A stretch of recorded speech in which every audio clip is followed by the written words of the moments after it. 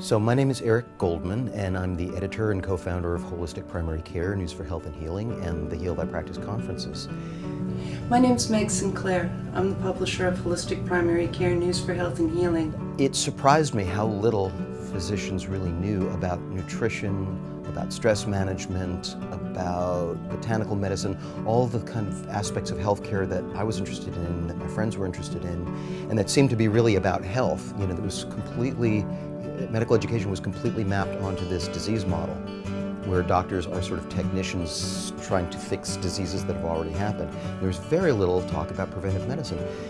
So how did medicine get to the point where we are now, where doctors are extremely unhappy, patients are extremely unhappy, everything is very expensive, and despite that expenditure, we are not getting the great health outcomes that a lot of the people who say, oh, we have the best healthcare system in the world.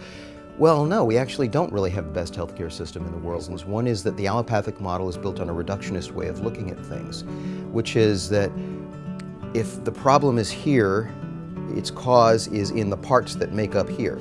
That's not necessarily wrong, it's just one direction. The other direction is the holistic view, which says, okay, if the problem is here, it's part of a larger context. So heart disease isn't really just about the heart, it's about the entire organism in the context of its surroundings, in the context of its culture, in the context of its environment.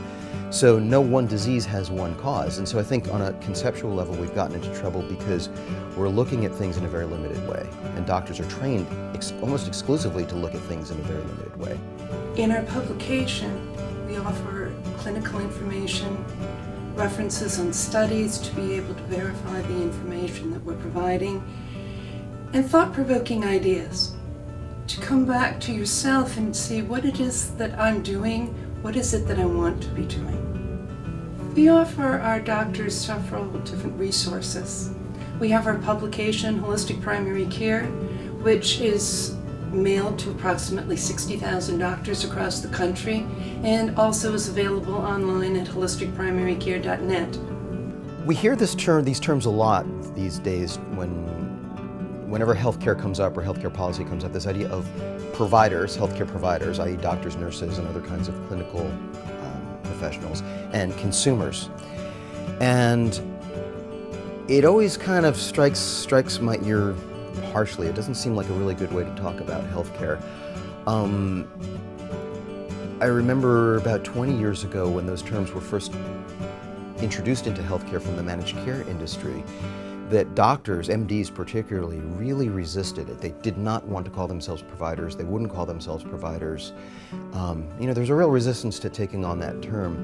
And then over time, because it's just like used over and over and over again, they gradually got kind of conditioned to it until the point where now they pretty much call themselves providers. I interviewed a guy named Wendell Potter, who used to be the head of corporate communications for Cigna, and he had a big crisis of conscience a few years ago and wrote a book called Deadly Spin, which is about how the insurance companies manipulate healthcare policy. Very interesting book, worth reading. And I asked him about this question of provider-consumer, and he said, yeah, that was a very conscious decision on the part of the insurance companies, because first of all, it was convenient. You could lump hospitals, clinics, doctors, nurses, anybody who's involved with giving healthcare, or any facilities that are involved with giving healthcare, into one box. So here's the providers over here, and then over here are the consumers who are seeking all these services from the providers. So it was a convenient way for them to talk about healthcare. But it was also a little bit more insidious. He said it was consciously chosen to sort of take the shine off the term doctor, because they know that people have a certain respect or reverence. It's deep in our culture to have a reverence for doctors, and to some extent nurses, but particularly doctors. And they wanted to break that. They wanted to make doctors into players on the team, like people who fit their certain place in the flow chart. And so I think there was a somewhat conscious attempt to devalue the term doctor by calling them providers. And the fact now that so many doctors do call themselves providers, to me, is a little sad. The downside of the old model of medicine, where the doctor was the all-knowing, almost godlike, white-coated prophet who was telling you what you should and shouldn't do. On the one hand, there was that respect, But on the other hand, there was this kind of dogmatic hubris, an arrogance that went with the medical profession. And I do think, to some extent, the management people said, hey, look, you're just another professional. You can be managed. You're not sacred. So there was maybe you could say a vendetta. I've never heard it put that way, but I think certainly medical people and management people have had a very strange friction, which we all feel. Like when you go into the doctor's office, you can feel that there's a whole set of circuitry going on in the doctor, in the staff, which doesn't have to do with you and your healthcare needs or your illness. It has to do with the business of medicine. And whether we're consciously feeling that or just on some gut level, we know that they're distracted. They're not really thinking about me. It's in the mix, and I don't think it's good. I don't think it facilitates real healing. I mean, our late friend Lee Lipsenthal, who passed on a couple of years ago, he was working really deeply in this question of physician psychology and what draws people into the professions, what happens to them when they're selected for the professions, and like what sort of tendencies get amplified and what gets suppressed through the course of medical training. And so, you have these people who are high achievers, very type A, very driven, very competitive, and very security seeking. They want to know that they're going to get a secure future at the end of all this work.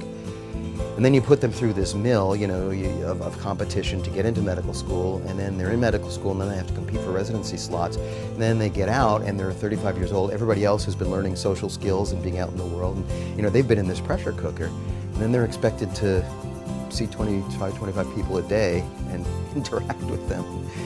And by the way, if they screw up, then there's always someone waiting in the wings to sue them. It's tremendously stressful.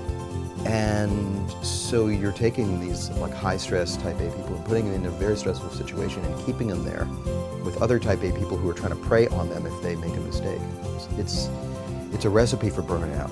It's a recipe for negative emotions. It's a recipe for what we've got. So the current system has been creating a bit of trauma within its environment, and it's causing the system and the healthcare to be more reactive, to deal with the traumas. And what we're trying to provide with Heal Thy Practice and what we offer are solutions that can help provide a really nourishing environment, one where you can relate with yourself and your patients and feel good about it, to be financially successful, to bring health and joy into your practice as well as into the lives of the patients that you're seeing every day. And the old systems are beginning to crack. Sometimes it seems like the forces are a little bit overwhelming, but I think they're a little bit in their last desperate clutch. They don't want to let go. So everyone is getting pinched, and everyone's feeling that. Underneath a lot of what we explored in Heal Practice and in the Holistic Education Exchange content, subtext is creating models where doctors have more time to really get into the individual issues. Because there's a lot of different reasons, like my stomach ache and your stomach ache and Meg's stomach ache, and they may all be 3 different causes all leading to the same symptom set. So the allopathic model says, well, it's a stomach ache, you treat it this way. The more holistic models say, well, okay, how did you come to this point where you have a stomach ache? What were the precursors? What's going on? So it's putting that symptom in a much bigger context rather than just saying, okay, well, let's get rid of the symptom. And so that's really what we're trying to do is aggregate the intelligence about how to create those models where you can do that. You can create the bigger context. What we're trying to provide at Holistic Primary Care in our conference, Heal Thy Practice, is to be able to make a choice of using the right tool for the right job. We're not anti-drug, we're not anti-surgery, we're not anti-American health care treatments. If I get hit by a taxi cab in New York, take me to the nearest emergency room. But what we need for daily health care is a different kind of understanding of how the body works, what its relationship is to the mind and to the feelings.